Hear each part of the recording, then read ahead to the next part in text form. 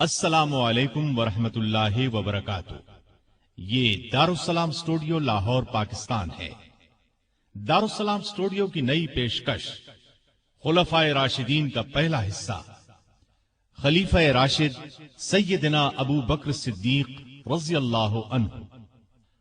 अंबिया की जमात के बाद इस दुनिया में सबसे अफजल इंसान और पहले खलीफा राशिद सैयदना अबू बकर सिद्दीक रज़ी अल्लाह अन्हु हैं, जो अशरे मुबश्शरा में भी पहले नंबर पर हैं। तो आइए इब्तिदा करते हैं पहले खलीफा राशिद खलीफा रसूल सैयदना अबू बकर सिद्दीक रज़ी अल्लाह अन्हु से। पेशकश मोहम्मद तारिक शाहिद। अल्लाह ताला इरशाद फरमाते हैं, वो लोग जो अल्लाह और उसके रसूलों पर ईमान लाए हैं, यही तो वो हैं जो उनके परवरदिगार के नजदीक सिद्दीक और शहीद हैं। उनके लिए अज्र और नूर है। और जो लोग कुफ्र करते हैं और हमारी आयतों को झुटलाते हैं, वो जहन्नमी हैं। इरशाद नबवी है, अबू बकर के माल ने जितना मुझे फायदा दिया, इतना किसी और के माल ने नहीं दिया। जमाते असहाब रोशन सितारे हैं। आसमान पर मौजूद सितारों की रोशनी कमोबेश है। यही मिसाल सहाबाए किराम रज़ी अल्लाह अन्हुम की है, लेकिन हैं सभी रोशन। इनमें सबसे नुमायां, सबसे रोशन और सबसे ताबनाक बहरहाल पहले चार सहाबा ही हैं। यही पहले चार सहाबा खुलफाए राशिदीन हैं। अशराए मुबश्शरा में भी सबसे पहले इन्हीं का नाम है। दुनिया में बहुत से लोगों को अजीबो गरीब खुसूसियात नसीब हुई। आदम अलैहिस्सलाम सबसे पहले इंसान हुए। अल्लाह ताला ने उन्हें माँ बाप के बगैर पैदा फरमाया। ईसा अलैहिस्सलाम बिन बाप के पैदा हुए। नूह अलैहिस्सलाम को 950 साल के करीब जिंदगी मिली। इब्राहिम अलैहिस्सलाम को आग में डाला गया, आग उन्हें जला न सकी। इस्माइल अलैहिस्सलाम के गले पर छुरी चलाई गई, गला न कटा। यूनुस अलैहिस्सलाम को मछली ने जिंदा निकला, फिर मछली के पेट से जिंदा निकल आए। मूसा अलैहिस्सलाम से कोही तूर पर अल्लाह ताला ने कलाम फरमाया। नबी करीम सल्लल्लाहु अलैहि वसल्लम की तो हर बात ही हरफा व आला है। आसमानों की सैर की, खत्म नबूवत का ताज आपको पहनाया गया। आपकी उम्मत को ये इम्तियाज बख्शा गया कि आखिरी उम्मत करार पाई। इस आखिरी उम्मत में भी बहुत से अफराद अनोखी खुसूसियात वाले करार पाए। उनमें सबसे बुलंद दर्जा अबू बकर सिद्दीक रज़ी अल्लाह अन्हु का है। उनकी शान में अल्लाह ताला ने ये आयत नाजिल फरमाई, अगर तुम उनकी मदद न करो तो अल्लाह ही ने उनकी मदद की, उस वक्त जब उसे काफिरों ने देश से निकाल दिया था। दो में से दूसरा, जबकि वो दोनों गार में थे। जब ये अपने साथी से कह रहे थे कि गम न कर, अल्लाह हमारे साथ है, बस जनाब बारी ने अपनी तरफ से तस्कीन उस पर नाजिल फरमाकर उन लश्करों से उसकी मदद की जिन्हें तुमने देखा ही नहीं। उसने काफिरों की बात पस्त कर दी, और बुलंद व अजीज तो अल्लाह का कलेमा ही है। अल्लाह गालिब है, हिकमत वाला है। तिरमिज़ी की एक रिवायत के अल्फाज ये हैं। अबू हुरैरा रज़ी अल्लाह अन्हु से रिवायत है, रसूलुल्लाह सल्लल्लाहु अलैहि वसल्लम ने फरमाया, मुझ पर जिस किसी का भी एहसान था, मैंने उसका बदला चुका दिया, सिवाय अबू बकर के। मुझ पर अबू बकर का एहसान बाकी है। इसका बदला अल्लाह ताला ही क़यामत के दिन अता करेगा। और मुझे किसी के माल ने इतना नफा नहीं दिया जितना अबू बकर के माल ने नफा दिया। अगर मैं किसी को अपना जानी दोस्त बनाता तो अबू बकर को बनाता। खबरदार, तुम्हारा साथी अल्लाह का दोस्त है। यानी अल्लाह ताला ने चूंकि मुझे दोस्त बनाया है, इसलिए अल्लाह के सिवा मैं किसी को दोस्त नहीं बना सकता। मुस्लिम की एक हदीस के अल्फाज यूं हैं, अबू बकर मेरे भाई और मेरे साथी हैं, और अल्लाह ताला ने तुम्हारे साथी को दोस्त बनाया है। तो ये अजीम खुसूसियत अबू बकर रज़ी अल्लाह अन्हु को नसीब हुई, जो नबी आखिरुज़्ज़मान के सबसे अफजल सहाबी थे। आज हम उन्हीं का तज़किरा करेंगे, उनकी हैरत ज़दा कर देने वाली बातें सुनेंगे। ابو بکر صدیق رضی اللہ عنہ 573 عیسوی میں پیدا ہوئے۔ نبی کریم صلی اللہ علیہ وسلم ان سے قریباً 2.5 سال پہلے دنیا میں تشریف لا چکے تھے۔ گویا نبی کریم صلی اللہ علیہ وسلم پہلے عام الفیل میں جلوہ افروز ہوئے، جبکہ ابو بکر صدیق تیسرے عام الفیل میں پیدا ہوئے۔ عام الفیل ہاتھیوں والے سال کو کہتے ہیں، یعنی جس سال ابرہہ نے ہاتھیوں کے لشکر کے ساتھ کعبے پر چڑھائی کی تھی اور اللہ تعالیٰ نے ابابیلوں کے ذریعے اسے اور اس کے لشکر کو کھایا ہوا بھوسا بنا دیا تھا۔ باپ نے ان کا نام عبد الکعبہ رکھا، یعنی کعبے کا بندہ۔ اسلام کو نبی کریم صلی اللہ علیہ وسلم نے ان کے اسلام لانے پر بدلا اور عبداللہ نام رکھا، یعنی اللہ کا بندہ۔ لیکن آپ ابو بکر کے نام سے مشہور ہوئے۔ ابو بکر دراصل ان کی کنیت تھی۔ اصل نام کے علاوہ عربوں میں باپ، بیٹے، بیٹی یا ماں وغیرہ کے نام کی نسبت سے ایک اور نام رکھ دیا جاتا تھا۔ یہ نام کسی خوبی کی بنا پر بھی رکھا جاتا تھا۔ ابو بکر کے کسی بیٹے کا نام بکر نہیں تھا۔ ان کی اچھی عادت اور نیکی کے کاموں میں آگے رہنے کی وجہ سے لوگوں نے ان کی کنیت ابو بکر رکھ دی تھی۔ بکر کا ایک مطلب پہل کرنا بھی ہے، گویا وہ نیکی کے کاموں میں پہل کرتے تھے۔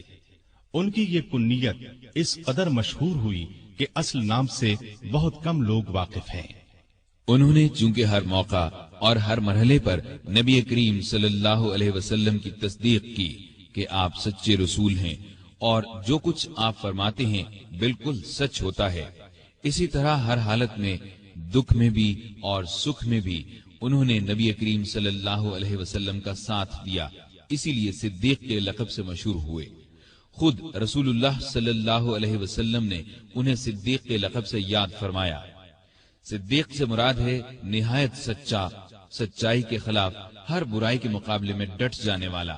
چنانچہ ابو بکر صدیق ہر موقع پر سچے ثابت ہوئے، لہذا صدیق کہلائے۔ ان کا ایک لقب عتیق بھی ہے۔ عتیق کا مطلب ہے آزاد۔ آپ نے انہیں دیکھ کر ایک بار فرمایا، تم اللہ کی طرف سے دوزخ سے آزاد ہو۔ ایک اور موقع پر آپ نے فرمایا، جسے زمین پر دوزخ سے آزاد کیے ہوئے شخص کو دیکھنا ہو وہ ابو بکر کو دیکھ لے۔ اس لحاظ سے ان کا ایک لقب عتیق ہوا۔ ان کا ایک مشہور لقب یار غار بھی ہے۔ وہ غار ثور میں آپ کے ساتھ تھے، جیسا کہ آپ ابھی آیت اور اس کا ترجمہ سن چکے ہیں، تفصیلات آگے آئیں گی۔ آپ خاندان تیم سے تھے۔ قریش کی کئی شاخیں تھیں، ان میں سے ایک کا نام بنو ہاشم تھا۔ نبی کریم صلی اللہ علیہ وسلم بنو ہاشم سے تھے۔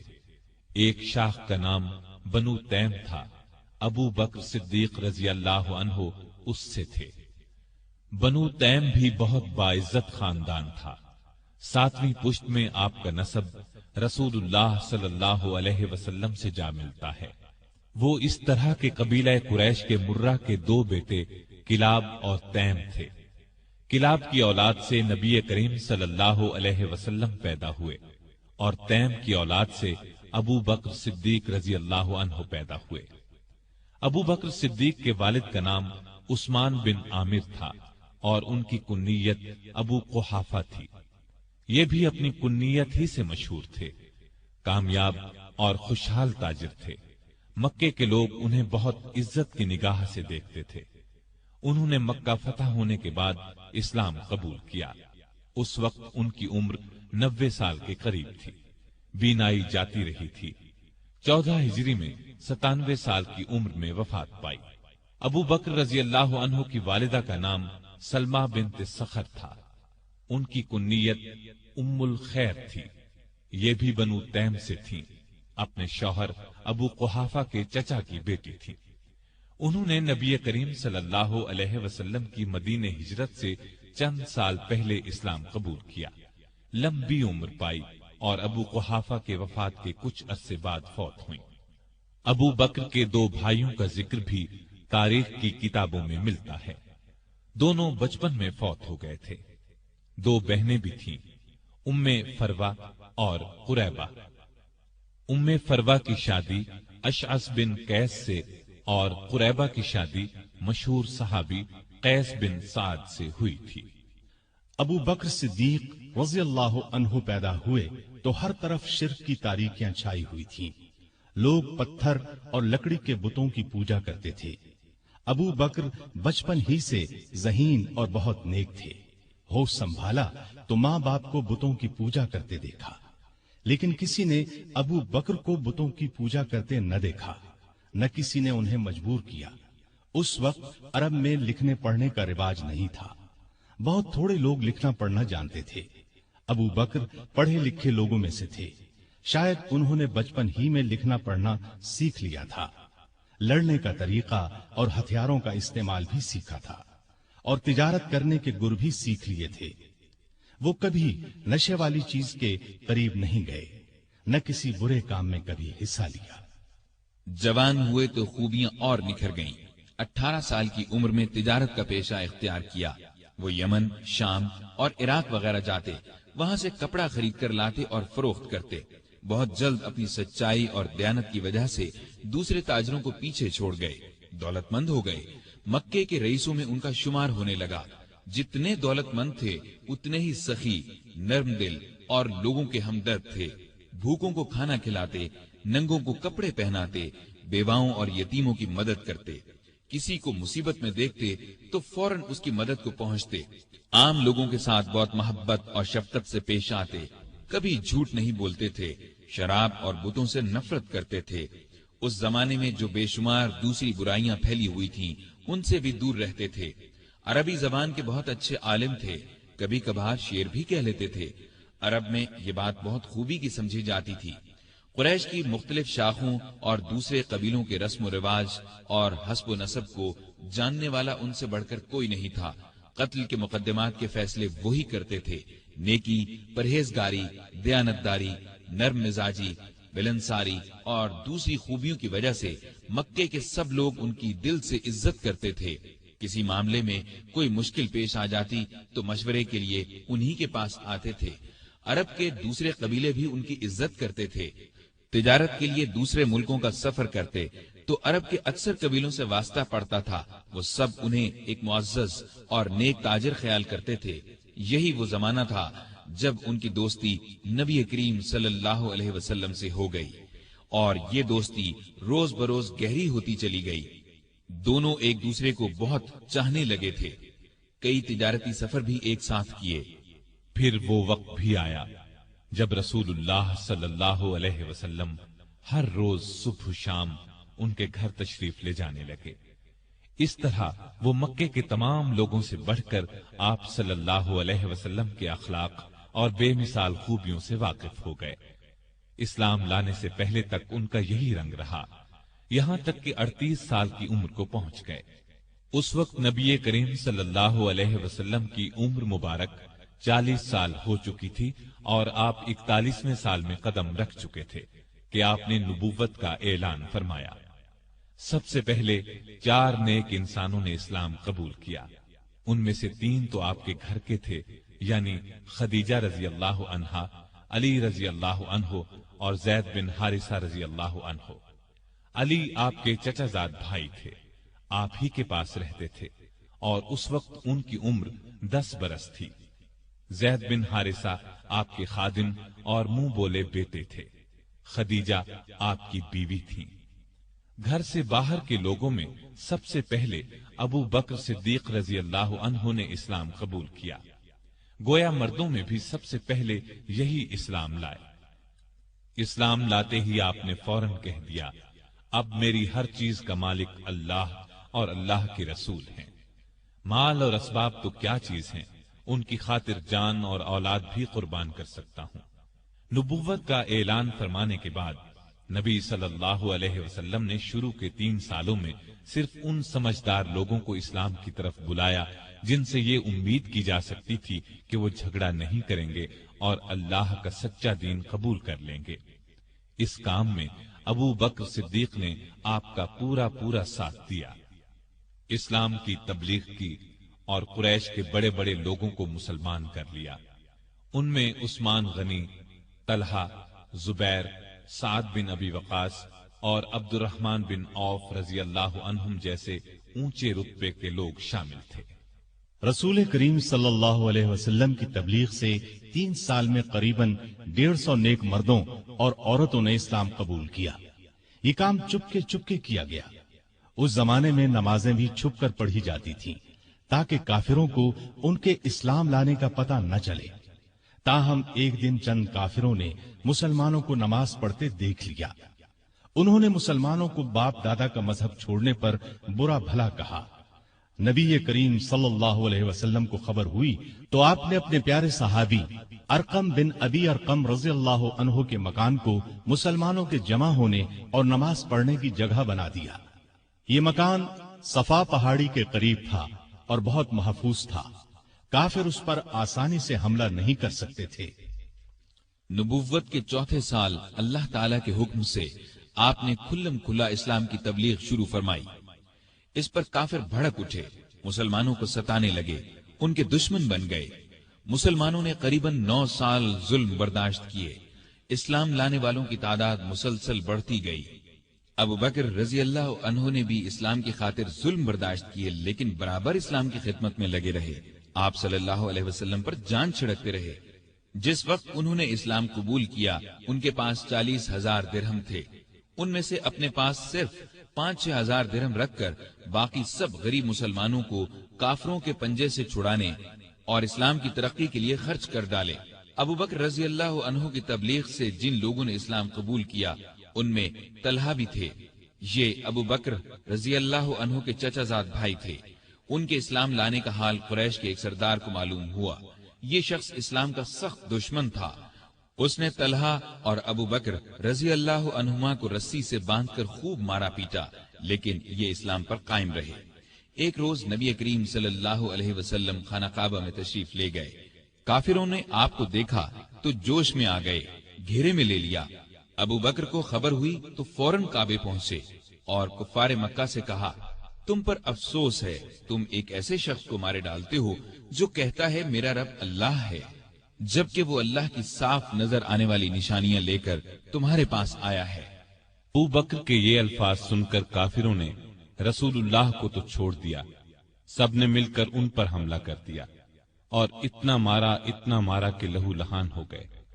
ये मार खाते जाते थे और कहते जाते थे, ए इज्जत और शान वाले अल्लाह, तेरी जात बहुत बरकत वाली है। आखिर बेहोश होकर गिर पड़े। उनके कबीले वालों को पता चला तो दौड़े आए, उठाकर घर ले गए।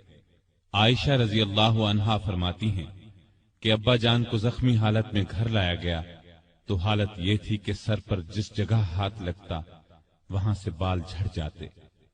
बहुत देर बाद उन्हें होश आया तो सबसे पहले उनकी जुबान से ये अल्फाज निकले, रसूलुल्लाह सल्लल्लाहु अलैहि वसल्लम का क्या हाल है। उस वक्त वहां कबीले के ऐसे लोग भी मौजूद थे जो इस्लाम नहीं लाए थे। उन्हें ये अल्फाज सुनकर बहुत गुस्सा आया। कहने लगे, तुम पर अफसोस है, इस हालत में भी मोहम्मद का ख्याल नहीं छोड़ते। जब ये लोग चले गए तो उन्होंने अपनी मां से फिर वही सवाल पूछा। मां ने कहा, मुझे उनका कुछ हाल मालूम नहीं। इस पर वो बोले, जाकर खत्ताब की बेटी उम्मे जमील से पूछें। उम्मे जमील का नाम फातिमा था। उमर फारूक रज़ियल्लाहु अन्हु की बहन थी। उस वक्त मुसलमान हो चुकी थी, लेकिन काफिरों से अपना इस्लाम छुपा रखा था। अबू बकर की वालिदा ने जाकर उनसे कहा, मेरा बेटा मोहम्मद का हाल पूछ रहा है। तो फातिमा उनके साथ उनके घर गईं। अबू बकर की हालत देखकर चीख पड़ी और बोली, अल्लाह की कसम, जिन लोगों ने आपके साथ ये सुलूक किया है वो सख्त काफिर हैं, बुरे लोग हैं। मुझे उम्मीद है अल्लाह उनसे बदला जरूर लेगा। अबू बकर ने कहा, रसूलुल्लाह सल्लल्लाहु अलैहि वसल्लम का क्या हाल है। उम्मे जमील ने उनके कान में कहा, आपकी वालिदा सुन रही हैं। ये उन्होंने इसलिए कहा कि उनकी वालिदा उस वक्त तक ईमान नहीं लाई थी। इस पर वो बोले, तुम उनकी फिक्र न करो, उनसे कोई खतरा नहीं। तब उन्होंने बताया, नबी करीम सल्लल्लाहु अलैहि वसल्लम बिल्कुल खैरियत से हैं और दार अरकम में हैं। वो सुनकर बोले, अल्लाह की कसम, मैं उस वक्त तक कुछ खाऊंगा न पीऊंगा जब तक रसूलुल्लाह सल्लल्लाहु अलैहि वसल्लम को देख न लूंगा। आखिर रात की तारीकी में उम्मे जमील انہیں رسول کریم صلی اللہ علیہ وسلم کے پاس لے گئیں۔ آپ نے ابو بکر کی حالت دیکھی تو آنکھوں میں آنسو آ گئے۔ آپ نے جھک کر ابو بکر کی پیشانی چومی۔ اس موقع پر ابو بکر نے اپنی والدہ کے مسلمان ہونے کی خواہش ظاہر کی۔ آپ صلی اللہ علیہ وسلم نے دعا کی اور والدہ نے اسی وقت اسلام قبول کر لیا۔ اس واقعے کے بعد دونوں میں محبت اور بڑھ گئی۔ ابتدائی 3 سالوں میں کچھ اسلام لانے والے ایسے بھی تھے جو مکے کے کافروں کے غلام تھے۔ ان کافروں کو جب اپنے غلاموں کے اسلام لانے کا پتہ چلا تو ان غریبوں پر ظلم کے پہاڑ توڑنے لگے۔ ابو بکر رضی اللہ عنہ کو جب ان پر مظالم کے بارے میں معلوم ہوا تو اپنی دولت خرچ کر کے ان غلاموں کو آزاد کروانے لگے۔ انہوں نے اپنے مال سے جن غلاموں کو آزاد کرایا ان کے نام یہ ہیں: بلال بن رباح رضی اللہ عنہ، یہ امیہ بن خلف کے غلام تھے۔ وہ انہیں تپتی ریت پر لٹاتا اور سینے پر پتھر کی سل رکھ دیتا تھا، لیکن یہ اللہ ایک ہے، اللہ ایک ہے پکارتے رہتے۔ حمامہ رضی اللہ عنہا کو بھی آزاد کرایا۔ یہ بلال رضی اللہ عنہ کی والدہ تھی۔ عامر بن فہیرہ رضی اللہ عنہ طفیل بن حارث کے غلام تھے۔ ام یمس رضی اللہ عنہا قریش کے خاندان بنو زہرہ کی لونڈی تھی۔ کافر ان پر بہت ظلم کرتے تھے۔ ابو فکیہہ رضی اللہ عنہ بنو عبد الدار یا صفوان بن امیہ کے غلام تھے۔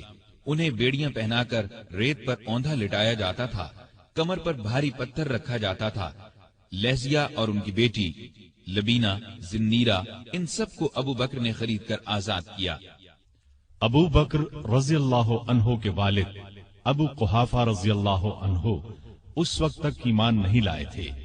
بیٹے کو اس طرح دولت لٹاتے دیکھ کر ایک دن بولے: بیٹا، میں دیکھ رہا ہوں تم جن لوگوں کو آزاد کروانے پر پیسہ خرچ کر رہے ہو وہ بہت کمزور ہیں۔ تم مضبوط لوگوں کو آزاد کراتے تو وہ تمہارے کام آتے۔ اس پر ابو بکر نے جواب دیا: میں نے ان غریبوں کو اپنے فائدے کے لیے نہیں، اللہ کو راضی کرنے کے لیے آزاد کرایا ہے، وہی اس کا بدلہ دے گا۔ یہ بات سن کر ان کے والد خاموش ہو گئے۔ کافروں کا ظلم جب حد سے بڑھا تو نبی کریم صلی اللہ علیہ وسلم نے مسلمانوں کو حبشہ کی طرف ہجرت کرنے کا مشورہ دیا۔ کچھ مسلمان ہجرت کر گئے۔ ابو بکر نے بھی اپنا وطن چھوڑا، لیکن راستے میں قبیلہ قارہ کے سردار ربیہ بن رفیع ملے۔ وہ اپنی امان میں انہیں واپس مکے لے آئے، اس لیے کہ وہ ابو بکر کو بہت پسند کرتے تھے۔ مکے میں داخل ہو کر ربیہ نے اعلان کر دیا کہ ابو بکر ان کی پناہ میں ہیں۔ قریش نے اس شرط پر ان کی پناہ منظور کر لی کہ ابو بکر اپنے گھر کے اندر جس طرح چاہیں عبادت کریں، گھر سے باہر نہ کریں، نہ اونچی آواز سے قرآن پڑھیں۔ انہوں نے یہ بات مان لی، لیکن ان کا دل بہت نرم تھا۔ جب گھر میں قرآن پڑھتے تو بے اختیار رونے لگتے۔ ان کے رونے کی آواز سن کر لوگ گھروں سے نکل آتے، راستہ چلتے لوگ رک جاتے اور قرآن سننے لگتے۔ مکے کے کافروں نے جب یہ دیکھا تو ربیہ سے شکایت کی۔ ربیہ نے ان کی شکایت ابو بکر کے آگے رکھی۔ اس پر ابو بکر نے ان کی پناہ واپس کر دی اور فرمایا: میں اپنے اللہ کی پناہ پر راضی ہوں۔ ربیہ نے جا کر کفار سے کہا کہ ابو بکر نے میری پناہ واپس کر دی ہے، اب تم جانو وہ جانے۔ بعد میں یہ ربیہ بن رفیع مسلمان ہو گئے تھے۔ ان کی کنیت ابن دغینہ تھی۔ عرب کے مسلمان بہادروں میں ان کا شمار ہوا۔ اب ابو بکر رضی اللہ عنہ پہلے کی طرح اسلام کی تبلیغ کرنے لگے۔ رسول اللہ صلی اللہ علیہ وسلم کی حمایت میں ہر وقت جان ہتھیلی پر لیے رہتے۔ کافروں نے کئی بار انہیں شدید تکالیف پہنچائی۔ ایک دفعہ نبی کریم صلی اللہ علیہ وسلم خانہ کعبہ میں نماز پڑھ رہے تھے۔ ایک کافر عقبہ بن ابی معیط نے آپ کی گردن مبارک میں چادر ڈال کر بل دینا شروع کیے۔ وہ آپ کا گلا گھونٹنا چاہتا تھا۔ ابو بکر دوڑ کر وہاں پہنچے، عقبہ کو دھکا دے کر ہٹایا اور بولے: تم ایک ایسے شخص کی جان لینا چاہتے ہو جو یہ کہتا ہے میرا رب اللہ ہے۔ اس پر عقبہ اور دوسرے کافروں نے ابو بکر کو مار مار کر ادموا کر ڈالا۔ ایسے اور کئی موقعوں پر نبی کریم صلی اللہ علیہ وسلم کی حفاظت کے لیے سینہ تان کر کھڑے ہو گئے۔ خود مار کھا لی تاکہ آپ صلی اللہ علیہ وسلم کو تکلیف نہ پہنچے۔ نبوت کے 12ویں سال معراج کا واقعہ پیش آیا۔ صبح کے وقت جب رسول اللہ صلی اللہ علیہ وسلم نے ابو جہل وغیرہ کے سامنے یہ واقعہ بیان فرمایا تو وہ مذاق اڑانے لگے اور ابو بکر کے پاس گئے اور کہا کہ دیکھو تمہارے صاحب کیسی باتیں کر رہے ہیں۔ اس پر انہوں نے جواب دیا، اگر محمد صلی اللہ علیہ وسلم نے یہ باتیں کہی ہیں تو ان کے سچا ہونے میں مجھے ذرہ بھر شک نہیں، کیونکہ سچ کے سوا آپ کی زبان مبارک پر کوئی بات نہیں آتی۔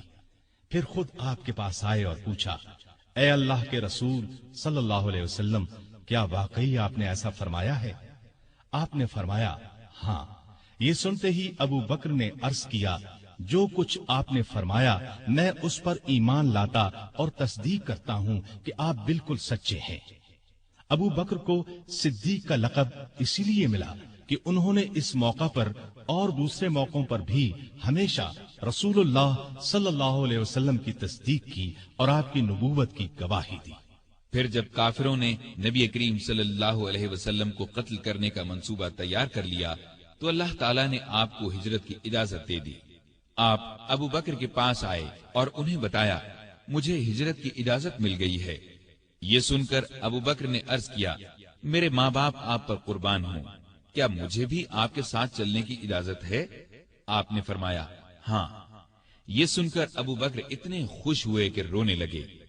عائشہ رضی اللہ عنہا فرماتی ہیں کہ اس روز مجھے پہلی بار معلوم ہوا کہ کوئی شخص حد سے زیادہ خوشی سے بھی رونے لگتا ہے۔ پھر ابو بکر نے عرض کیا، مجھے اندازہ تھا کہ آپ ہجرت کریں گے، اس لیے میں نے 2 اونٹنیوں کو کھلا پلا کر تیار کر رکھا ہے، ان میں سے ایک آپ لے لیں۔ آپ نے فرمایا لیکن میں قیمت دے کر لوں گا۔ ابو بکر خاموش ہو گئے۔ رات ہوئی تو آپ علی رضی اللہ عنہ کو اپنے بستر پر لٹا کر گھر سے نکلے۔ اللہ تعالیٰ نے کفار کو اس وقت اندھا کر دیا، وہ ننگی تلواریں لیے گھر کو گھیرے کھڑے تھے کہ جو ہی آپ باہر نکلیں گے کام تمام کر دیں گے۔ آپ قرآن مجید کی آیات پڑھتے ہوئے باہر نکل آئے، سیدھے ابو بکر کے گھر پہنچے۔ وہ پہلے ہی تیار بیٹھے تھے۔ رخصت سے پہلے انہوں نے اپنے بیٹے کو ہدایت کی کہ رات کو آ کر خبریں سنانا، ہم فلاں جگہ ٹھہریں گے۔ اپنے خادم عامر بن فہیرہ کو ہدایت دی کہ وہ روزانہ کی طرح بکریاں چرائے اور رات کو ان کا دودھ ہمیں دے جایا کرے۔ پھر ابو بکر گھر میں موجود تمام نقدی ساتھ لے کر نکل پڑے۔ راستے میں ابو بکر کبھی آپ کے آگے ہو جاتے اور کبھی پیچھے۔ آپ صلی اللہ علیہ وسلم نے وجہ پوچھی تو عرض کیا، جب مجھے خطرہ ہوتا ہے کہ آگے سے کوئی دشمن نہ آ جائے تو آپ کے آگے چلنے لگتا ہوں، پیچھے سے کوئی خطرہ محسوس کرتا ہوں تو پیچھے ہو جاتا ہوں۔ اس طرح دونوں غار ثور میں پہنچے۔ یہ مکے کے جنوب مشرق میں قریباً 5 کلومیٹر پر ہے۔ راستے میں زمین پتھریلی ہونے کی وجہ سے دونوں کے پاؤں زخمی ہو گئے۔ ابو بکر رضی اللہ عنہ آپ کی تکلیف برداشت نہ کر سکے۔ آپ صلی اللہ علیہ وسلم کو بمشکل اپنے ساتھ لے کر غار ثور جو بہت بلندی پر تھا پہنچے۔ پہلے ابو بکر اندر داخل ہوئے، غار کو صاف کیا، غار میں جو سوراخ نظر آئے ان کو اپنی چادر پھاڑ کر بند کیا۔ غار میں 2 سوراخ باقی بچ رہے جن کے لیے چادر نہیں بچی تھی۔ ابو بکر رضی اللہ عنہ نے ان دونوں پر اپنے پاؤں رکھ دیے۔ پھر رسول اللہ صلی اللہ علیہ وسلم سے عرض کی کہ اندر تشریف لائیں۔ آپ صلی اللہ علیہ وسلم اندر تشریف لے گئے اور ابو بکر کی آغوش میں سر رکھ کر سو گئے۔ ادھر ابو بکر رضی اللہ عنہ کے پاؤں میں کسی چیز نے ڈس لیا۔ ابو بکر نے بڑے صبر سے تکلیف برداشت کی لیکن ہلے نہیں کہ کہیں آپ کی آنکھ نہ کھل جائے۔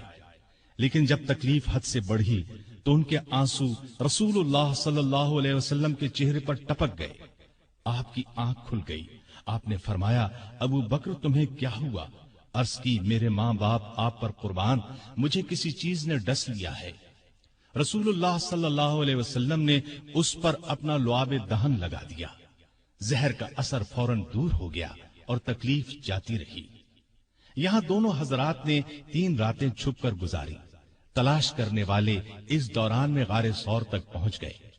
ابو بکر کی نظر ان پر پڑی تو گھبرائے اور کہا، اے اللہ کے نبی، اگر ان میں سے کوئی شخص محض اپنی نگاہ نیچی کر دے تو ہمیں دیکھ لے گا۔ نبی کریم صلی اللہ علیہ وسلم نے فرمایا، ابو بکر، ایسے دو آدمیوں کے بارے میں تمہارا کیا خیال ہے جن کا تیسرا اللہ ہے؟ اس وقت اللہ نے کافروں کی آنکھوں پر پردہ ڈال دیا، وہ غار کے اندر نہ دیکھ سکے۔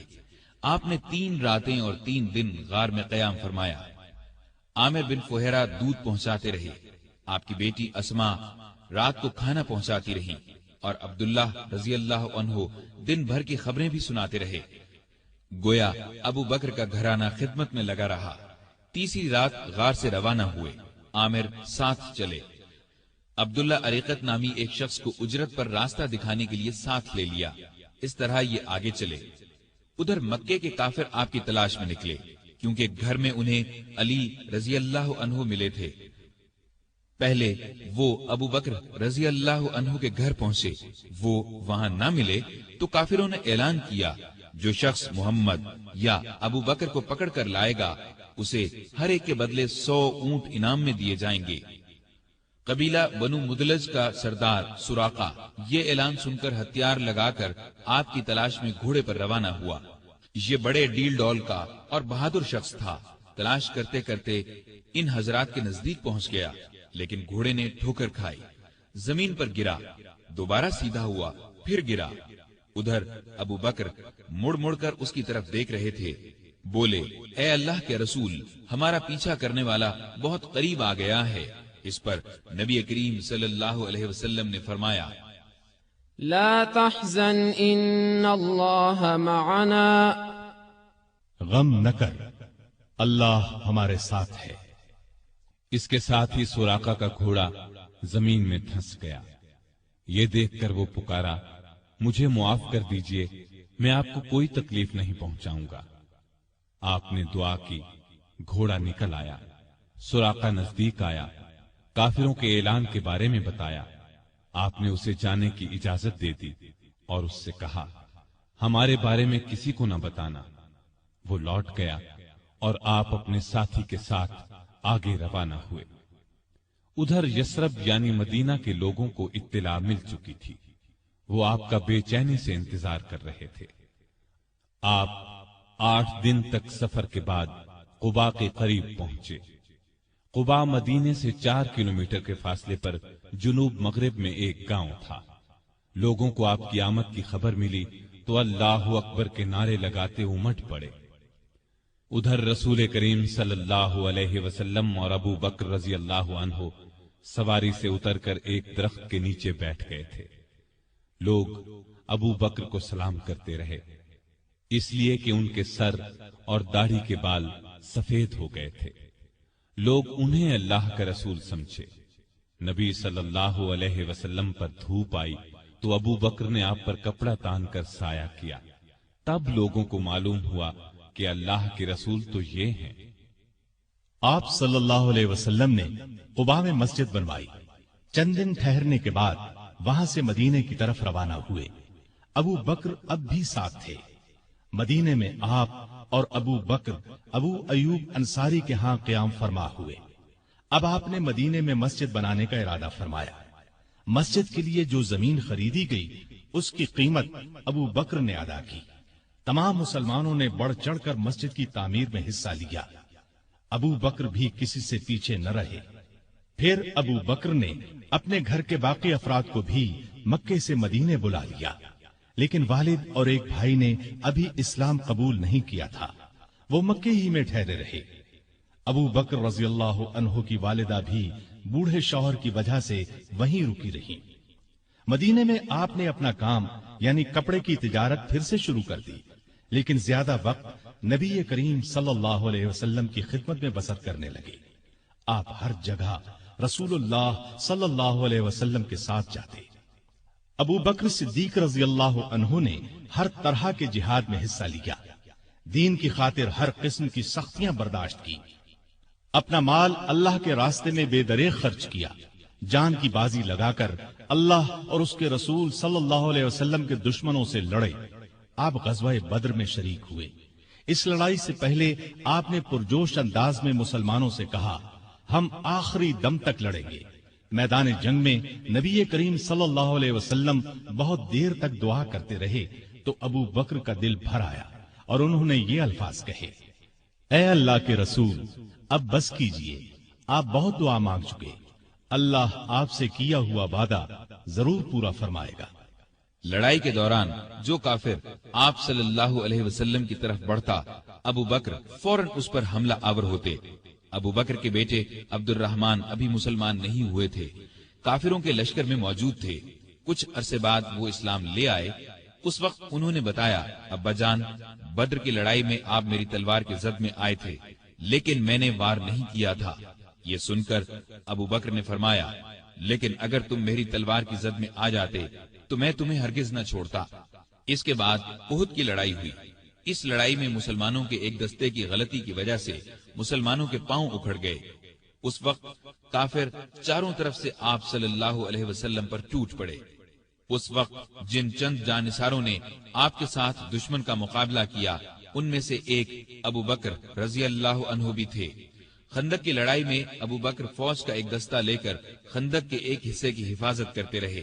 بعد میں اس جگہ مسجد بنائی گئی جو مسجد صدیق کے نام سے مشہور ہوئی۔ بیعت رضوان کے موقع پر صلح کی چند شرائط مسلمانوں کو پسند نہ آئیں تو وہ ابو بکر کے پاس آئے اور اپنا خیال ظاہر کیا۔ ابو بکر نے ان سے فرمایا، آپ اللہ کے رسول ہیں، جس طرح اللہ حکم دیتا ہے اسی طرح کرتے ہیں، اللہ ان کی مدد کرے گا، تم ان کی اطاعت کرتے رہو، اللہ کی قسم وہ حق پر ہیں۔ خیبر کی لڑائی میں بھی ابو بکر رضی اللہ عنہ ساتھ تھے۔ فتح مکہ کے موقع پر بھی ابو بکر ساتھ تھے۔ قریش میں اب مقابلے کی تاب نہیں تھی۔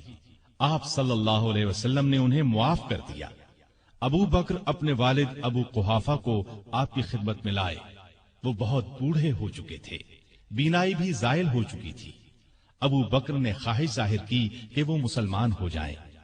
آپ صلی اللہ علیہ وسلم نے ان کے سینے پر ہاتھ پھیرا اور فرمایا، اسلام لے آئیے۔ انہوں نے اسی وقت کلمہ پڑھ لیا۔ غزوہ حنین کے موقع پر جب قبیلہ حوازن نے زبردست تیر اندازی کی تو مسلمانوں کی صفیں ٹوٹ گئیں۔ اس وقت جو صحابہ ثابت قدم رہے ان میں ابو بکر بھی تھے۔ غزوہ طائف میں ابو بکر کے بیٹے عبداللہ کو ایک تیر لگا، وہ زخمی ہو گئے۔ چند دن میں زخم ٹھیک ہو گیا لیکن پھر خراب ہو گیا اور وہ اسی زخم کی وجہ سے فوت ہوئے۔ تبوک کی لڑائی کے موقع پر لشکر کے لیے ہتھیاروں اور سواریوں کی بہت ضرورت تھی۔ آپ نے مسلمانوں سے فرمایا، دل کھول کر مال اور سامان دیں۔ اس پر غریب امیر ہر مسلمان نے مال، سامان، اونٹ، گھوڑے، غلہ، کھجوریں وغیرہ آپ کی خدمت میں ڈھیر کر دی۔ ابو بکر اپنے گھر کا تمام سامان اور ہر چیز لے آئے۔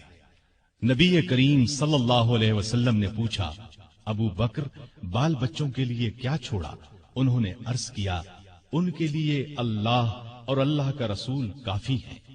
لڑائی میں آپ صلی اللہ علیہ وسلم نے ساری فوج کا انتظام ابو بکر رضی اللہ عنہ کے سپرد کیا۔ فوج کا بڑا جھنڈا بھی انہی کو دیا۔ تبوک مدینے سے 686 کلومیٹر دور ہے۔ مسلمان تکلیفیں اٹھاتے وہاں پہنچے۔ تبوک سے واپسی کے بعد حج کے دن قریب آئے تو آپ صلی اللہ علیہ وسلم نے ابو بکر کو امیر حج مقرر فرمایا۔ انہوں نے لوگوں کو حج کرایا۔ ہجرت کے 10ویں سال رسول کریم صلی اللہ علیہ وسلم خود حج کے لیے مکہ تشریف لے گئے۔ ابو بکر رضی اللہ عنہ اور ہزارہا مسلمان آپ کے ساتھ تھے۔ آپ کا سامان ابو بکر کی اونٹنی پر لادا گیا۔ 11 ہجری میں آپ نے ایک لشکر شام بھیجنے کے لیے تیار کیا۔ اس لشکر کا سردار آپ نے اپنے ایک پیارے نوجوان اسامہ بن زید رضی اللہ عنہ کو مقرر فرمایا۔ اس لشکر کو بھیجنے کا مقصد یہ تھا کہ روم کے بادشاہ سے موتا کی لڑائی کا بدلہ لیا جائے۔ موتا کی لڑائی 8 ہجری میں ہوئی تھی اور اس میں رومی عیسائیوں کے ہاتھوں نبی کریم صلی اللہ علیہ وسلم کے 12 پیارے صحابہ شہید ہو گئے تھے۔ ان میں اسامہ رضی اللہ عنہ کے والد زید بھی تھے۔ اس لشکر میں ابو بکر رضی اللہ عنہ بھی شریک تھے۔ انہوں نے اس بات کی پرواہ تک نہیں کی کہ ان کا سپہ سالار 18-19 سال کی عمر کا ایک نوجوان ہے۔ دراصل وہ اللہ کے سپاہی تھے اور جو بات اللہ کے رسول صلی اللہ علیہ وسلم کو پسند تھی وہی انہیں بھی پسند تھی۔ حج سے واپسی پر نبی صلی اللہ علیہ وسلم نے مسلمانوں کو یہ خطبہ دیا۔ اللہ نے اپنے ایک بندے کو اختیار دیا کہ چاہے تو دنیا کی نعمتوں کو قبول کر لے اور چاہے تو اللہ کے پاس جا کر ان نعمتوں کو قبول کرے جو وہاں ملنے والی ہیں۔ تو اس بندے نے اللہ کے پاس جا کر ملنے والی نعمتوں کو قبول کیا ہے۔ یہ خطاب سن کر ابو بکر رضی اللہ عنہ رونے لگے۔ وہ سمجھ گئے کہ یہ آپ صلی اللہ علیہ وسلم نے اپنے بارے میں فرمایا ہے۔ ہجرت کے 11ویں سال رسول کریم صلی اللہ علیہ وسلم کے مرض میں اضافہ ہو گیا تو آپ نے ابو بکر کو نماز پڑھانے کا حکم فرمایا۔ ابو بکر نمازیں پڑھانے لگے۔ اس دوران میں ایک صبح آپ کو افاقہ محسوس ہوا تو آپ سہارا لے کر مسجد میں تشریف لے آئے۔ ابو بکر نے پیچھے ہٹنا چاہا تو آپ نے اشارے سے فرمایا اپنی جگہ پر رہو۔ پھر آپ نے ان کے ساتھ بیٹھ کر نماز ادا کی۔ ہجرت کے 11ویں سال 12 ربیع الاول بروز پیر آپ صلی اللہ علیہ وسلم نے رحلت فرمائی۔ وہ دن ابو بکر کی زندگی کا سب سے بڑے صدمے کا دن تھا۔ انہوں نے نبی کریم صلی اللہ علیہ وسلم کی پیشانی کو بوسہ دیا اور فرمایا، میرے ماں باپ آپ پر قربان، اللہ آپ پر 2 موتیں جمع نہیں کرے گا۔ جو موت اللہ نے آپ کے لیے لکھ دی وہ آ چکی، اب آپ پر کبھی موت نہیں آئے گی۔ اس وقت صحابہ کی حالت بہت نازک تھی۔ سیدنا عمر فاروق رضی اللہ عنہ ننگی تلوار لیے اعلان کرتے نظر آئے، جو شخص یہ کہے گا کہ رسول اللہ صلی اللہ علیہ وسلم نے وفات پائی میں اسے جان سے مار ڈالوں گا۔ ابو بکر نے ان کی یہ تقریر سنی تو فرمایا، اے عمر سنبھلو اور چپ ہو جاؤ۔ پھر آپ نے لوگوں کے سامنے تقریر کی، لوگوں، جو شخص محمد صلی اللہ علیہ وسلم کو پوچھتا تھا وہ جان لے کہ محمد صلی اللہ علیہ وسلم وفات پا گئے ہیں، اور جو اللہ کو پوچھتا تھا وہ سمجھ لے کہ اللہ زندہ ہے، وہ کبھی نہیں مرے گا۔ ان الفاظ کے بعد آپ نے قرآن مجید کی یہ آیت تلاوت فرمائی، محمد صلی اللہ علیہ وسلم صرف رسول ہی ہیں، ان سے پہلے بہت سے رسول آ چکے ہیں۔ کیا اگر ان کا انتقال ہو جائے یا شہید ہو جائیں تو تم اسلام سے اپنی ایڑیوں کے بل پھر جاؤ گے؟ اور جو کوئی پھر جائے اپنی ایڑیوں پر تو ہرگز اللہ تعالیٰ کا کچھ نہ بگاڑے گا۔ ان قریب اللہ تعالیٰ شکر گزاروں کو نیک بدلہ دے گا۔ ابو بکر رضی اللہ عنہ کی تقریر سن کر لوگوں کو یقین آ گیا کہ رسول اللہ صلی اللہ علیہ وسلم واقعی ان سے جدا ہو چکے ہیں۔ آپ کی وفات کے بعد مسلمانوں نے متفقہ طور پر جناب ابو بکر صدیق کو خلیفہ چن لیا۔ خلیفہ بنائے جانے کے بعد انہوں نے یہ خطبہ دیا، لوگو، اللہ کی قسم میں نے کبھی تمہارا امیر بننے کی خواہش نہیں کی۔ تم نے ایک ایسا بوجھ مجھ پر ڈال دیا ہے جس کے اٹھانے کی طاقت میں اپنے اندر نہیں پاتا، اور اللہ کی مدد کے بغیر اس کو نہیں سنبھال سکتا۔ میں تم سے بہتر نہیں، اگر سیدھے راستے پر چلوں تو میری مدد کرنا، اور اگر غلطی کروں تو مجھے درست کر دینا۔ یاد رکھو، سچائی امانت ہے اور جھوٹ خیانت۔ تم میں سے جو کمزور ہے وہ میرے نزدیک طاقتور ہے، یہاں تک کہ اس کا حق دلوا دوں، اور تم میں سے جو طاقتور ہے وہ میرے نزدیک کمزور ہے، یہاں تک کہ اس سے دوسروں کا حق وصول کر لوں۔ جو قوم اللہ کی راہ میں جہاد چھوڑ دیتی ہے وہ ذلیل کر دی جاتی ہے، اور جس قوم میں بے حیائی پھیل جاتی ہے اس پر اللہ کا عذاب نازل ہوتا ہے۔ جب تک میں اللہ اور اس کے رسول صلی اللہ علیہ وسلم کی اطاعت کروں تم میرا حکم مانو، اور جب میں اللہ اور اس کے رسول کی نافرمانی کروں تو تم پر میرا حکم ماننا فرض نہیں۔ اب نماز کے لیے کھڑے ہو جاؤ، اللہ تم پر رحم فرمائے۔ خلیفہ بننے کے بعد ابو بکر نے جو سب سے پہلا حکم جاری کیا وہ یہ تھا کہ اسامہ کے لشکر کو شام جانے کے لیے تیار ہو جانا چاہیے۔ مجاہدین فوراً جمع ہونے لگے۔ اسی اثنا میں خبریں آنے لگیں کہ عرب کے بہت سے قبیلوں نے زکوٰۃ ادا کرنے سے انکار کر دیا ہے۔ یہ لوگ ابھی تھوڑا عرصہ پہلے ہی مسلمان ہوئے تھے۔ بعض لوگوں نے نبی ہونے کا جھوٹا دعویٰ کر کے ہزارہا لوگوں کو بے وقوف بنا ڈالا۔ لوگ ان کے گرد جمع ہو گئے۔ یہ حالات دیکھ کر بعض صحابہ نے سیدنا صدیق اکبر کو مشورہ دیا کہ ان حالات میں اسامہ کے لشکر کو بھیجنا مناسب نہیں، بہتر یہ ہے کہ اس کو روک دیا جائے تاکہ دشمن مدینے پر حملہ کریں تو ان کا مقابلہ کیا جا سکے۔ لیکن ابو بکر نے یہ مشورہ ماننے سے انکار کر دیا اور فرمایا، اللہ کی قسم، اگر مدینہ اس طرح آدمیوں سے خالی ہو جائے کہ درندے اور کتے مجھے پھاڑ کھائیں، تب بھی میں اس لشکر کو شام جانے سے نہیں روکوں گا جس کو رسول اللہ صلی اللہ علیہ وسلم نے شام جانے کا حکم فرمایا تھا۔ اب بعض صحابہ نے یہ مشورہ دیا کہ لشکر کا سپہ سالار نو عمر اسامہ کی جگہ کسی عمر رسیدہ تجربہ کار صحابی کو بنا دیا جائے۔ یہ سن کر ابو بکر کو غصہ آ گیا۔ انہوں نے فرمایا، یہ تم کیسا مشورہ دے رہے ہو؟ جس شخص کو رسول اللہ صلی اللہ علیہ وسلم نے لشکر کا امیر بنایا، میں اس کی جگہ کسی اور کو امیر مقرر کروں، ایسا ہرگز نہیں ہوگا۔ پھر ابو بکر رضی اللہ عنہ لشکر کو رخصت کرنے کے لیے خود مدینے سے باہر مقام جرف پر پہنچے، دور تک انہیں چھوڑنے گئے۔ اسامہ گھوڑے پر سوار تھے اور ابو بکر ان کے ساتھ پیدل چل رہے تھے۔ اسامہ نے عرض کیا، اے رسول اللہ کے خلیفہ، یا تو آپ بھی گھوڑے پر سوار ہو جائیں یا مجھے گھوڑے سے اتر کر پیدل چلنے دیں۔ ابو بکر نے فرمایا، نہ تو میں سوار ہوں گا نہ تمہیں گھوڑے سے اترنے دوں گا۔ اگر کچھ دیر کے لیے میرے قدموں پر اللہ کی راہ کا غبار پڑ جائے تو اس سے میری شان میں کوئی کمی نہیں آ جائے گی۔ پھر آپ نے لشکر کو رخصت کیا، انہیں دعا دی۔ اسامہ کا یہ لشکر شام کے عیسائیوں کو سزا دے کر قریباً 70 دن بعد واپس لوٹا۔ نبی صلی اللہ علیہ وسلم کی وفات کے بعد کچھ قبیلے اسلام سے پھر گئے، کچھ نے زکوٰۃ دینے سے انکار کر دیا اور کچھ نے جھوٹی نبوت کا اعلان کر دیا۔ یہ سب ارتدادی فتنے تھے، یعنی یہ مرتد ہو گئے تھے۔ ابو بکر رضی اللہ عنہ نے ان سب کے خلاف جہاد کیا۔ پہلے آپ نے زکوٰۃ نہ دینے والوں سے جنگ کی، انہیں شکست دی۔ پھر خالد بن ولید اور دوسرے سپہ سالاروں کے لشکر جھوٹے نبیوں کی طرف روانہ کیے۔ مسیلمہ کذاب سب سے بڑا جھوٹا نبی تھا۔ خالد بن ولید کے لشکر نے اسے شکست فاش دی۔ اس لڑائی کو یمامہ کی لڑائی کہا جاتا ہے۔ مسیلمہ بھی اس جنگ میں مارا گیا۔ 10,000 مرتد ہلاک ہوئے۔ مسلمانوں کے لشکر میں سے 1,000 شہید ہوئے۔ اس طرح مرتدوں کی کمر ہمیشہ کے لیے ٹوٹ گئی۔ ہر طرف امن قائم ہو گیا، اور یہ سب ابو بکر کی غیر معمولی ایمانی طاقت، ہمت اور شجاعت کی وجہ سے ممکن ہوا۔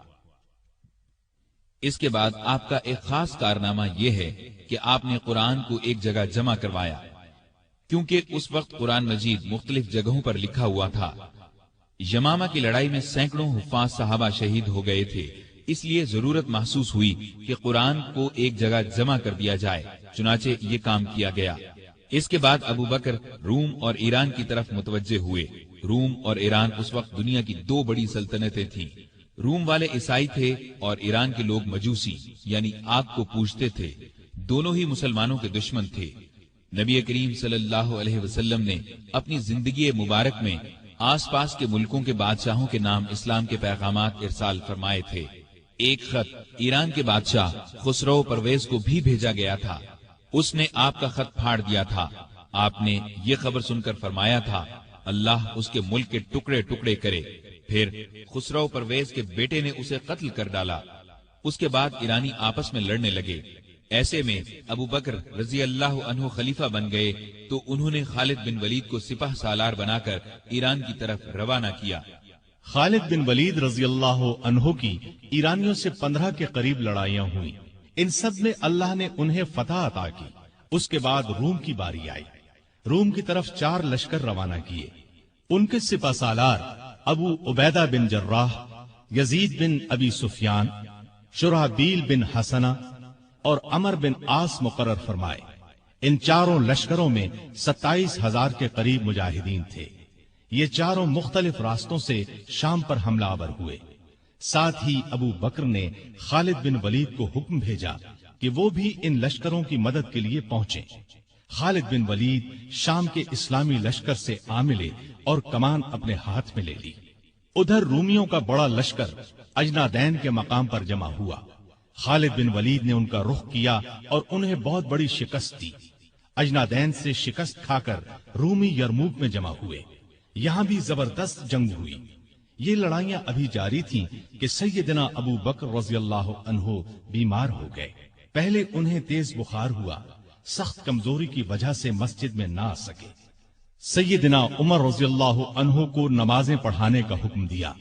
جب حالت اور بگڑی تو وصیت فرمائی، میرے بعد خلیفہ عمر ہوں گے۔ یہ وصیت سن کر بعض صحابہ نے عرض کی، عمر کے مزاج میں سختی ہے۔ تو ابو بکر نے فرمایا، جب خلافت کا بوجھ سر پر پڑے گا تو یہ سختی جاتی رہے گی۔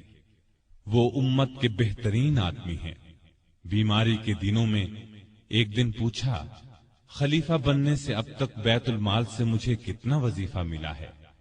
حساب کیا گیا تو 8,000 کے قریب درہم بنے۔ آپ نے فرمایا، میری فلاں زمین بیچ کر یہ رقم بیت المال میں جمع کی جائے۔ پھر آپ نے فرمایا، جب سے میں خلیفہ ہوا ہوں میری جائیداد کتنی بڑھی ہے؟ لوگوں نے کہا کہ ایک حبشی غلام ہے جو بچوں کو کھلاتا ہے، مسلمانوں کی تلواروں کو صاف کرتا ہے اور چمکاتا ہے، ایک اونٹنی ہے جس پر پانی لاتا ہے، اور ایک معمولی سی پرانی چادر ہے۔ یہ سن کر فرمایا، میرے مرنے کے بعد یہ سب چیزیں نئے خلیفہ عمر کے پاس پہنچا دی جائیں۔ ایک وصیت یہ کی کہ میری قبر رسول اللہ صلی اللہ علیہ وسلم کی قبر کے پاس بنائی جائے۔ اپنے کفن کے بارے میں فرمایا، جو کپڑے میرے بدن پر ہیں انہی میں کفن دیا جائے۔ اس پر عائشہ رضی اللہ عنہا نے فرمایا، ہم آپ کے لیے نیا کفن کیوں نہ خریدیں؟ جواب میں فرمایا، مردوں سے زیادہ نئے کپڑوں کی ضرورت زندوں کو ہے۔ یہ بھی فرمایا، نبی صلی اللہ علیہ وسلم کی وفات پیر کو ہوئی تھی، آج پیر ہے، مجھے امید ہے کہ میری موت بھی آج ہی ہوگی۔ چنانچہ 22 جمادی الاخر ہجرت کے 13ویں سال پیر کے دن ابو بکر رضی اللہ عنہ اس دنیا سے رحلت کر گئے۔ کفن دفن ان کی وصیت کے مطابق ہوا۔ وفات کے وقت عمر 63 سال تھی۔ خلافت کی مدت 2 سال 3 ماہ 11 دن ہے۔ خلیفہ بننے سے پہلے کپڑے کی تجارت کرتے تھے۔ جس روز خلیفہ بنائے گئے اس سے اگلے روز کپڑے کے تھان کندھے پر رکھ کر بازار کی طرف نکلے۔ عمر نے دیکھا تو عرض کی، اگر آپ تجارت کرتے رہے تو مسلمانوں کے کام کون سر انجام دے گا؟ اس طرح مسلمانوں کے مشورے سے آپ کا وظیفہ مقرر ہوا۔ یہ اتنا تھا جتنا ایک عام آدمی کا خرچ ہوتا ہے۔ وفات کے وقت یہ بھی اپنی زمین فروخت کر کے بیت المال میں جمع کرانے کی وصیت کر دی۔ اس وصیت کے مطابق جب یہ رقم بیت المال میں جمع کرانے کے لیے سیدنا عمر فاروق کی خدمت میں لائی گئی تو عمر رو پڑے۔ آپ کی شکل نورانی، قد درمیانہ، جسم دبلا پتلا، رنگ گورا تھا۔ لباس بہت سادہ پہنتے، عبادت کا بہت شوق تھا۔ دن کو روزہ رکھتے، رات کو قیام کرتے، تلاوت کے وقت اتنا روتے کہ داڑھی تر ہو جاتی۔ قرآن اور حدیث کے بہت بڑے عالم تھے۔ آپ سے مروی 42 احادیث ہیں۔ لکھنا پڑھنا بھی جانتے تھے۔ مختلف اوقات میں 5 شادیاں کی، 3 بیٹے اور 3 بیٹیاں تھیں۔ ان کے نام یہ ہیں: عبداللہ، عبد الرحمن، محمد، اسما، عائشہ اور ام کلثوم رضی اللہ عنہم۔ گھر والوں سے بہت محبت کرتے تھے، لیکن سب سے زیادہ نبی کریم صلی اللہ علیہ وسلم سے محبت کرتے تھے۔ اس محبت کا الفاظ میں بیان ناممکن ہے۔ ہر وقت اپنی جان نبی کریم صلی اللہ علیہ وسلم پر قربان کرنے کے لیے تیار رہتے تھے۔ آپ صلی اللہ علیہ وسلم بھی ہر وقت انہیں اپنے ساتھ رکھتے، کوئی بات ان سے چھپا کر نہیں رکھتے تھے۔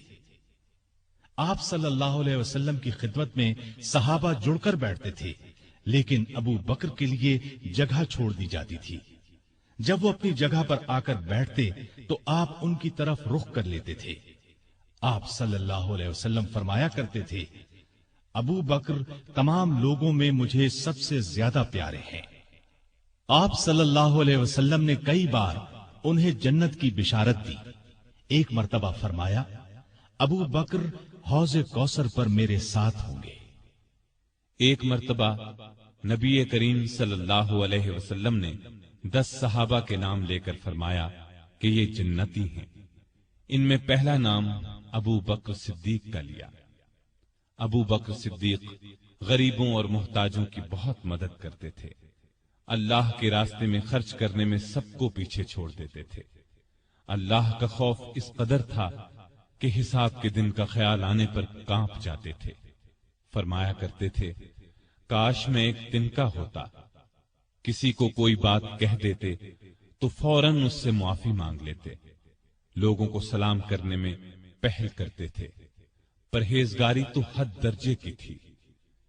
ایک دن آپ کا غلام کھانے کی کوئی چیز لایا، آپ نے اس میں سے کچھ کھا لیا، لیکن کھانے کے بعد غلام نے آپ سے پوچھا، آپ کو معلوم ہے کہ آپ نے جو کھایا ہے وہ کیا ہے؟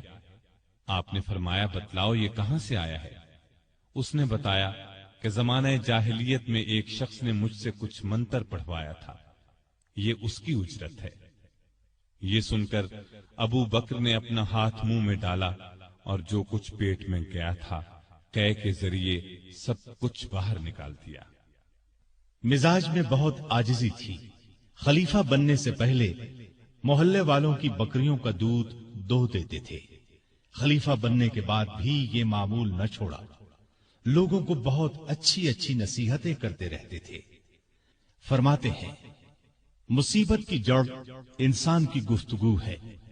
عقل مند کی پہچان یہ ہے کہ وہ زیادہ باتیں نہیں کرتے۔ سچائی امانت اور جھوٹ بددیانتی ہے۔ کسی مسلمان کو حقیر نہ جانو۔ جس قوم میں بری باتیں عام ہو جائیں تو اللہ اس کو مصیبت میں ڈال دیتا ہے۔ ہر اچھے کام کے ثواب کا ایک اندازہ ہے، لیکن صبر کا ثواب بے اندازہ ہے۔ گناہ سے توبہ کرنا ضروری ہے، لیکن گناہ سے بچنا اس سے بھی زیادہ ضروری ہے۔ اس دن پر رو جو تیری عمر سے گزر گیا اور تو نے اس میں کوئی نیکی نہیں کی۔ اللہ تعالیٰ اس وقت تک نفلی عبادت قبول نہیں کرتا جب تک کہ تم فرض ادا نہ کرو۔ جو قوم جہاد کو چھوڑ دیتی ہے اللہ اس کو ذلیل کر دیتا ہے۔ مظلوم کی بد دعا سے بچو، کیونکہ اللہ اس کو فوراً سن لیتا ہے۔ علم بغیر عمل کے بیکار ہے۔ بروں کے پاس بیٹھنے سے اکیلے بیٹھ رہنا بہت اچھا ہے۔ دوائیں کھا کھا کر صحت مند نہیں بنا جا سکتا۔ جس پر نصیحت اثر نہ کرے اس کا دل ایمان سے خالی ہے۔ مسکین اور محتاج کو عاجزی اور ادب سے خیرات دو، اس لیے کہ خوشی سے خیرات دینا اس کے قبول ہونے کی نشانی ہے۔ اللہ سے شرم کرو۔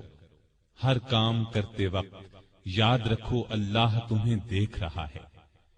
بڑائی پرہیزگاری میں ہے اور عزت عاجزی میں۔ آپس میں بھائی بھائی بن کر رہو جیسا کہ تمہیں اللہ نے حکم دیا ہے۔ ایک دوسرے سے تعلق مت توڑو، کسی سے حسد نہ کرو اور نہ کسی کے خلاف دل میں کینہ رکھو۔ سامعین محترم، ابھی آپ دارالسلام اسٹوڈیو سے خلفائے راشدین کا پہلا حصہ خلیفہ راشد سیدنا ابو بکر صدیق رضی اللہ عنہ سماعت فرما رہے تھے۔